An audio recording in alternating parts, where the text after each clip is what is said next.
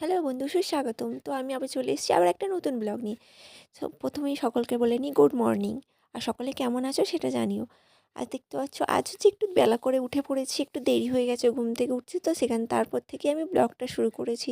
দেখছো হালকা রোদ বেরিয়ে পড়েছে, ওয়েদারটা কেমন আজকে আজকে খুব মেঘলাও না আর খুব রোদ কড়া রোদ সেরকম ওয়েদারটা নয়, হালকা হালকা ওয়েদারটা, সেটাই তোমাদেরকে দেখাচ্ছি।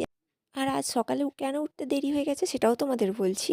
কারণ হচ্ছে রাত্রিরে একটু ফোন ঘাঁটাটা একটু বেশি হয়ে গিয়েছিল, একটু রাত পর্যন্ত ফোন দেখছিলাম, তাই একটু সকালে উঠতে আজকে দেরি হয়ে গেছে। তো তোমাদের সঙ্গেও নিশ্চয়ই এইটা হয়, তাই না? যখন রাত্রিরে আমরা ফোন একটু বেশি দেখে ফেলি তাই সকালে উঠতে একটু দেরি হয়ে যায়।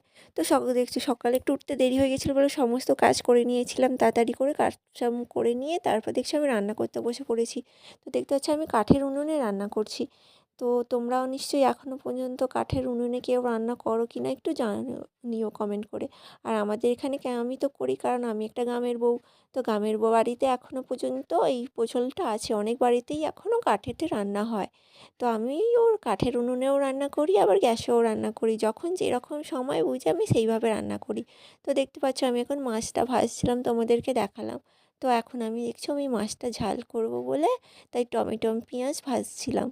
আর দেখছো আমার যা আমাকে মধ্যিখান থেকে ঠাই বলছিল ডিস্টার্ব করবো ডিস্টার্ব করবো আর ডিস্টার্ব করবো বলে, দেখছো একটা পালং শাকের আঁটি আর একটা পেঁয়াজ নিয়ে এসে মধ্যিখানে তোমাদেরকে দেখাচ্ছিল, অথচ ক্যামেরায় নিজে আসেনি।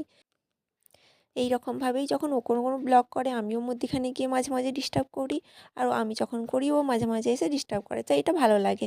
এটা একটা হচ্ছে ভালো লাগা, একটা দু জায়ের মধ্যে একটা ভালোবাসা। তো তোমাদের আগেই বলেছি আমার ক্যামেরা ধরার কোনো লোক নেই, তাই আমি নিজেকেই করতে হয়। আর আমি সেলফি ক্যামেরাতেই বেশি করি, কারণ আমার ব্যাক ক্যামেরাটা একটু প্রবলেম আছে, সেই কারণে আমি সেলফি ক্যামেরাতেই করি। আর আমার ক্যামেরা ধরার কোনো লোক নেই বলে একাই করি বলে একটু এই অল্প অল্পভাবে তোমাদেরকে সব কিছু দেখাচ্ছি। আর কিছুদিন যাক, ধীরে ধীরে সব কিছু শিখেও যাব আর ভালোভাবে ব্লগ বানিয়েও ফেলবো। তো দেখতে পাচ্ছ আমার রান্নাটা হয়ে গেছে, আর এই দেখছো মাছের ঝালটাই হয়ে যাওয়ার পরে দেখতে কেমন লাগছে তোমাদেরকে দেখাচ্ছি। দেখছো আর পাশে এটা কী আছে বলো তো, ওটা হচ্ছে পাশে আছে চাটনি। চাটনিটা আমার ঘরে মাস্ট থাকবেই, কারণ আমার ছেলে চাটনি ছাড়া ভাত খেতে চায় না। তো তারপরে আমাদের খাওয়া দাওয়ার পর হয়ে গিয়েছিল, খাওয়া দাওয়া হয়ে গিয়ে তারপর একটু হালকা করে ঘুম দিয়ে দিয়েছিলাম, ঘুম দিয়ে দেওয়ার পরে তো হয়ে গিয়েছিল সন্ধ্যা। তো সন্ধ্যা হয়ে যাওয়ার পরে দেখতে পাচ্ছ আমি চলে এসেছি আবার আলুর চপ বানাতে, ক্যাপসিকামের চপ বানাতে এবং লঙ্কার চপ বানাতে।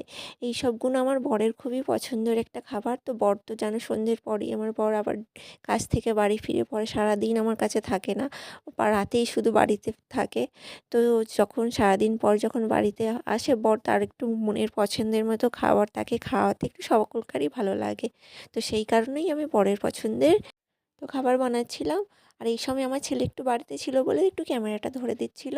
তো আমার বর ক্যামেরায় আসতে চায় না বলে এর পরের কিছুই তোলা হয়নি। তো আজকের ভিডিওটা এখানে পর্যন্তই। টাটা, সকলেই ভালো থেকো।